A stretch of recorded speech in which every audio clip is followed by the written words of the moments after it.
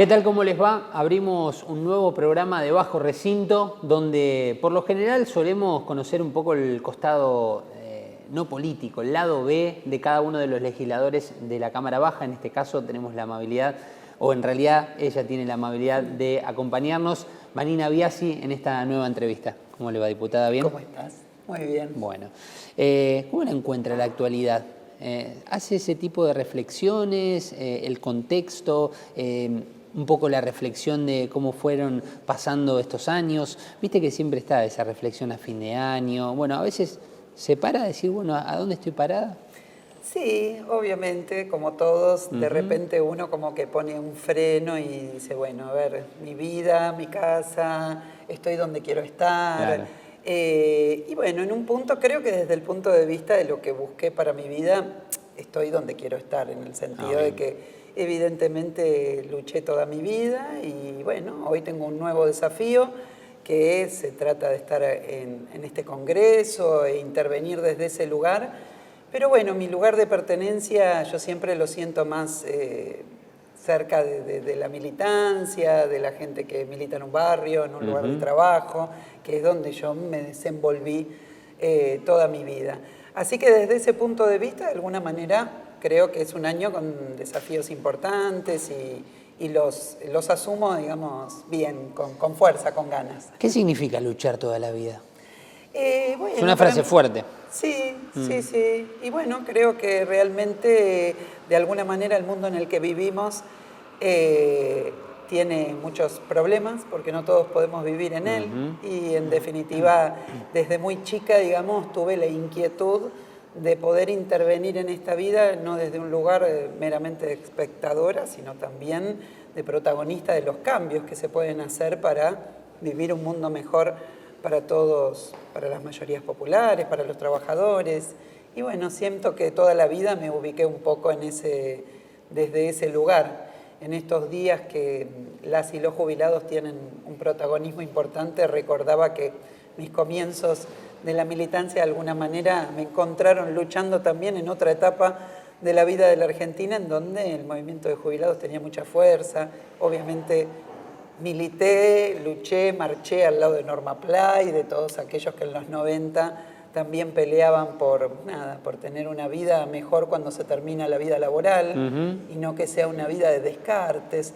Así que creo que, bueno, que la lucha para mí tiene ese significado, cuando una persona asume su vida como un protagonista y no como un espectador, de alguna manera, y bueno, yo elegí eso en la vida.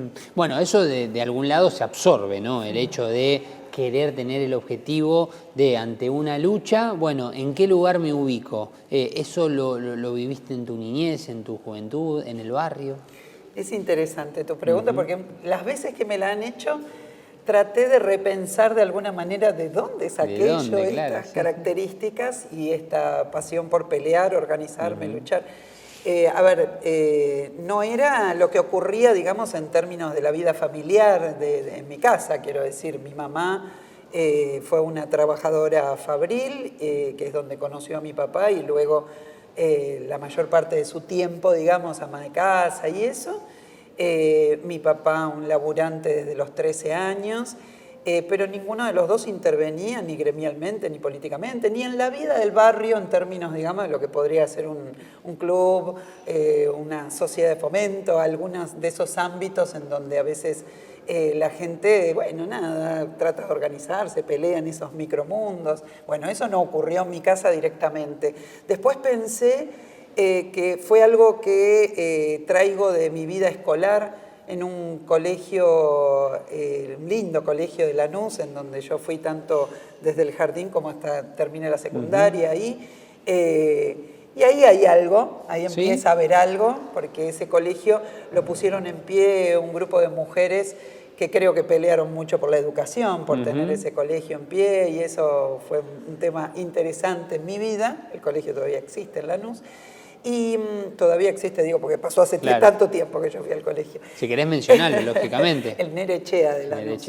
Y después creo que ahí hubo una influencia y de mis compañeros del colegio también, porque ellos traían sí sus familias con sus historias y bueno, obviamente en algo creo que eso me atravesó. Muchas gracias. Y gracias. Y creo que en parte, y una vez me acuerdo que me hicieron una entrevista y le adjudiqué cierto amor o cierto despertar por el socialismo, por el marxismo, etcétera. Se lo adjudiqué a un artista también, también. que era Silvio Rodríguez. Son versiones, ¿no? Que fueron naciendo. Que fueron ayudando, claro. Porque bueno, yo en mi adolescencia era muy fanática de Silvio Rodríguez, no particularmente de la política cubana o algo por el estilo, no venía por ahí. Había un lado humanista que me gustaba de sus canciones y me llegaba, y creo que en parte un día dije, bueno, me lo voy a tomar con más seriedad, adjudicarle a sus letras y a su recorrido el hecho de que yo después haya abrazado la lucha por el socialismo, ¿no? Bueno, esto se ve un poco más, me da la impresión, más allá de que hay que respetar todas las épocas, ¿no? Y todas las juventudes, las camadas, por así decirlo, pero se me hace que durante un tiempo, hace unos años atrás, comenzó una camada de jóvenes que se interesan y se interiorizan justamente por las luchas, se interiorizan porque sus pensamientos estén plasmados en reclamos o en poder luchar justamente por sus derechos, e inclusive, como vos dijiste, desde el colegio. Vos ya en ese momento, mientras estudiabas matemática, los cálculos, ir a la profesora particular por si algo no salía bien, ¿también pensabas en la lucha de tus compañeros, en la lucha de ese colegio de Lanús que vos decías que lo mantuvieron un grupo de mujeres? Mira, sí, pero bueno, no en los términos en que hoy lo veo, digamos. Lo pensaba desde el lugar del interés, desde la historia, lo pensaba más desde esos lugares. Siempre tuve una actitud así, un poco organizadora, pero en mi adolescencia la transité más desde otro lugar, desde un despertar por un cierto interés político, no tenía ninguna definición, pero me reconozco, digamos, buscando, hurgando un poquito, y en realidad terminé de definirme más políticamente cuando ingresé a la universidad. Y bueno, me veo más en ese lugar, digamos. No me organicé en centros de estudiantes, no tenía esa tradición dentro del colegio donde estaba. Lo hacíamos más desde el lugar de repente de interesarnos políticamente por algo y compartíamos con los compañeros míos del colegio, a ese nivel, digamos. Bueno, me dijiste que tu viejo, perdón que lo mencione así, pero Sí. es un poco más cariñoso, es como Total. más argentino mencionarlo así. Total. ¿Trabajó desde los 13 años, Cacho? Sí, Cachito. ¿13 años? Cachito. Eso también es una enseñanza, es un mensaje, ¿no? Sí. El hecho del esfuerzo, Cachito, del trabajar de joven. Totalmente. Oscar, pero la verdad es que nunca en la vida escuché que alguien le dijera Oscar, sí, alguna vez en el trabajo. Mi papá era un cordobés, nació en Córdoba y cuando tenía 3 años fue a vivir a Lanús, fundamentalmente, y allí, bueno, desde chiquito vivía en Montechingolo, y bueno, desde muy chico vivía en una familia con muchas necesidades. Él tenía 2 hermanos mayores y bueno, todos trabajaron desde muy chiquitos. Después en un momento comenzó mi papá a trabajar también muy joven, porque eran épocas que se ingresaba a las fábricas muy joven. Empezó a trabajar en Filgar, muy jovencito. Allí conoció a mi mamá alrededor de los 17 años. Y una fábrica de autopartes, ¿no? que existió en algún momento en la Argentina, que junto con muchas otras después desapareció. Y ahí conoció a mi madre y conoció a otros amigos que mantuvo hasta que falleció, y realmente después vivió toda la vida trabajando, mi papá, qué sé yo. Mi viejo fue taxista, canillita, remisero funebrero. En las épocas tenía un Falcon, que los pintaban de azul el Falcon o el Fireland, y se usaba para todo lo que era el cortejo fúnebre. También, bueno, mi papá fue trabajador de SECBA durante muchos años.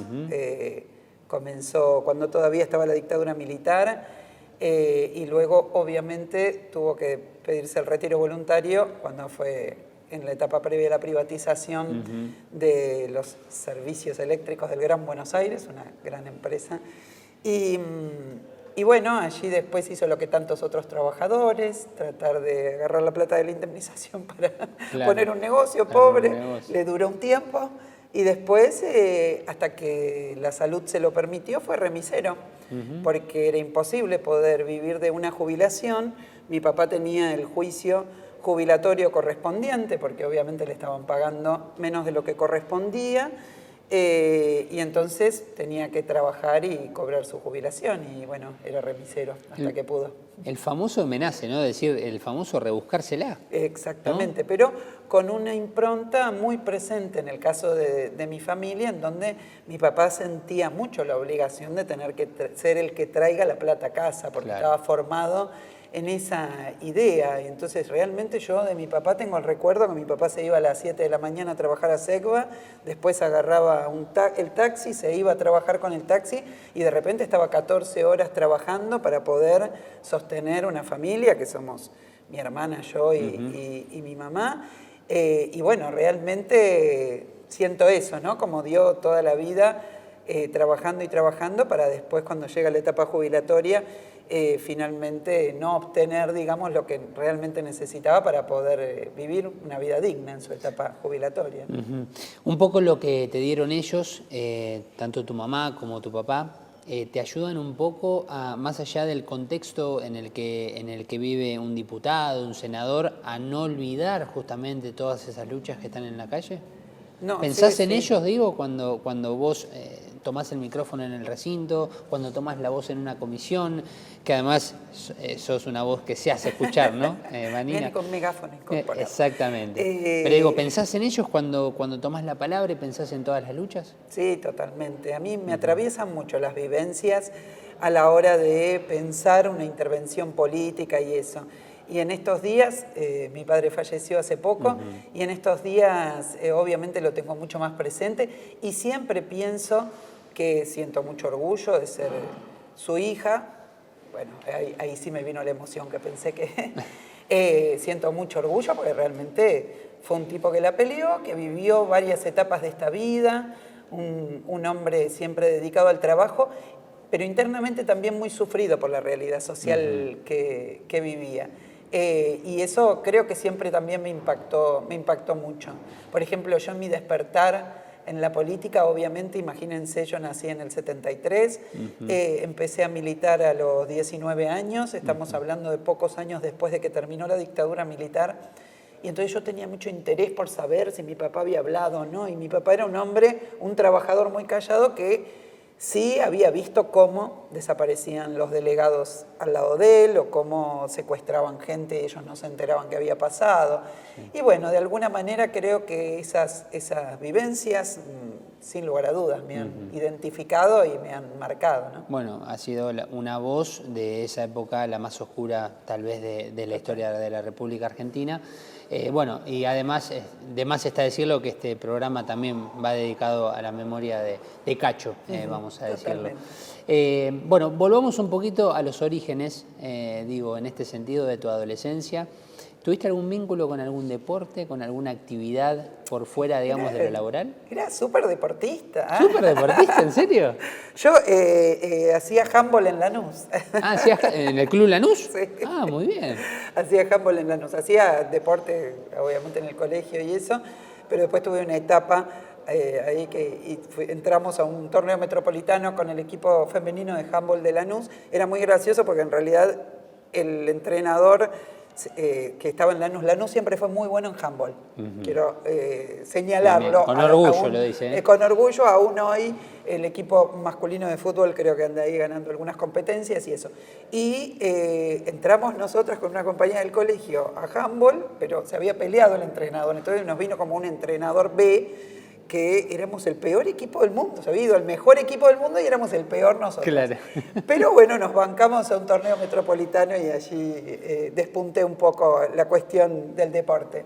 No, me gustaban mucho también otras, qué sé yo, vóley y eso. Y de joven lo practiqué, digamos. Pero ¿en algún momento dejaste el handball? Sí, después dejé. Pero cuando empecé el CBC dejé cuando dejaste mi corto periodo de deportista. Claro, y ahí ya empezaron más tus épocas de estudio. Hice hockey también. Ahora que lo recuerdo, no lo quiero ¿Dónde? negar al pobre hockey, que era un muy buen entrenamiento el de hockey. Hice hockey y un tiempito en Lomas, perdón. Lomas tenía un equipo de hockey así. Y con una amiga del colegio también habíamos enganchado ahí, hice un tiempo. Muy bueno, muy buen deporte. Contame algo que te acuerdes de hockey, porque recién hablaste de handball, Es pero gracioso. Contame alguna anécdota de hockey. Es gracioso porque claro, ustedes se imaginan, vengo de una familia de trabajadores, siempre con lo justito, económicamente, etcétera, y que yo entonces llegábamos a Lomas, de la zona sur de provincia, hay que decirlo, Lomas, Adrogué, es lo cheto, y nosotros éramos menos, más de otra clase social. Sí. Entonces era medio como que de repente llegabas y el ambiente del hockey era un poquito encima. Lomas tenía, no lo olvido más, tenía cancha de hockey de césped, claro. Que era, viste, un lujo. Nosotros estábamos en lo peor, llegábamos en el pasto cortado con suerte, capaz. Claro, no, imagínate, cuando hacía handball, nosotros teníamos una cancha de cemento granulado. Entramos al Metropolitano y nos toca ir, había sido el Mundial de Básquet antes, y entonces nos toca ir a diferentes lugares a competir. Uno era Villa Ballester. Yo no sé si vos sabés, la cancha de Villa Ballester de básquet que hicieron para el Mundial había sido bellísima, imagínate. Entonces yo venía de arrastrarme en el cemento granulado y yo soy alta, era la que tiraba los pocos goles que hacía ese equipo. Entonces nos tirábamos al parqué de Villa Ballester como si fuera un colchón. Claro, era espectacular, había que disfrutarlo. Así que mi vida con las chicas de hockey de Lomas era así un poquito como que había clases sociales un poco distantes. Claro, y ahí ya dejaste los deportes para dedicarte ya directamente a los estudios. Sí, no mucho tiempo, pero los estudios al fin. ¿Cuánto tiempo más o menos? Terminé muy bien el secundario. Y después hice el CBC en Avellaneda y después hice un año de la carrera de filosofía, el CBC para filosofía hice, un año y pico de la carrera de filosofía, después me pasé la carrera de historia y después dejé todo inconcluso. Tuve un hijo y me dediqué a militar y a la maternidad. ¿Cuántos años? Y yo tuve a mi hijo a los 21. A los 21, muy bueno, chiquita. Jovencita. Exactamente. Bien, ¿y cómo fue esa experiencia? Y yo pensaba que me la sabía toda. ¿Sí? O sea, eras una mamá confiada. Sí. Primeriza, pero confiada. Exacto, claro. Jovencísima, pero absolutamente confiada. Bueno, de alguna manera fui criada en una familia en la cual era un poco una imposición, sos mujer, sos madre, o sea, olvídate. Sí, las casi cosas, obligatorio. Las cosas que después en el movimiento de mujeres problematizamos de otra manera, no estaban presentes en mi adolescencia y mucho menos en mi hogar, en donde ser mujer era sinónimo de ser madre. Y la verdad es que yo ya de adolescente y de joven obviamente ponía en cuestionamiento esos parámetros, pero quedé embarazada y nos queríamos mucho con el papá de mi hijo y obviamente tomamos una decisión muy consciente, pues me acuerdo que estábamos en la cocina de mi casa, dijimos, a ver, ¿qué hacemos? Existen estas posibilidades, dijimos, dos personas muy serias de 20 años. Claro. ¿Que en ese momento se dudaba? ¿O se tenían ese tipo de charlas? ¿O era por lo menos sí? No te olvides que las luchas, las peleas por diferentes cuestiones que en la vida hemos conocido recientemente, educación sexual, etcétera, en la vida de la Argentina fueron y vinieron muchas veces. El despertar, los 80 fueron un momento de mucha apertura que tenía que ver con la sexualidad, con el problema de la formación, etcétera, porque veníamos de la dictadura que hacía un eje muy represivo en ese aspecto. Tuvimos diferentes momentos. En los 80 fueron un momento de lucha muy fuerte por el aborto legal en la Argentina, con mujeres que hoy lamentablemente están en boca de muchos por políticas feas, como puede ser Laura Bonaparte, que aparte de ser madre de desaparecidos, hay un hospital que lleva su nombre. Ella era psicóloga y era una luchadora por los derechos de las mujeres también, y lo hizo, quiero decir, hemos tenido esos vaivenes. Y cuando yo tenía 20 años, por lo menos nosotros sí lo charlábamos y lo hablamos desde ese abordaje, es decir, bueno, sabíamos que éramos muy chiquitos y que de repente era una decisión fuerte tener un hijo, y la verdad que nos salió bastante bien. Bueno, y vos decías a los 21, madre primeriza, pero con la mentalidad de me las sé todas. Ahora, con tu hijo adolescente ya pasó un la poquito más grande, ¿no? Mi hijo tiene 29 años, cumple 30 ahora. La pregunta es, ¿te la sabías toda o no? No, para nada, en absoluto. Después, por suerte, uno en la vida va viendo, qué sé yo, amigas que hoy están siendo madres o que hoy tienen hijos que están por entrar en la adolescencia y eso, y yo lo veo a la distancia y digo, fui un inconsciente importante. Claro. No sabíamos tanto, pero bueno, nos salió muy bien el nene. Y hoy, una pregunta que siempre nos gusta hacer en este ciclo, en este programa, es ese tiempo libre que tienen los diputados. En este caso, Vanina Biasi con su hijo, ¿qué disfruta? ¿De los fines de semana? ¿De la noche cuando llega después de trabajar todo el día? Con mi hijo disfrutamos, creo yo, de charlas y de comidas. De repente, nos encontramos para tomarnos este café con no sé qué, no sé dónde. Acá hay dulces ricos, vamos para allá. Salados, no sé qué. Sanguchitos de miga que nos gustan. Claro. Más es en ese plano. Y después, en los tiempos libres en general, bueno, soy de disfrutar mucho con amigos y amigas, poder juntarme y eso.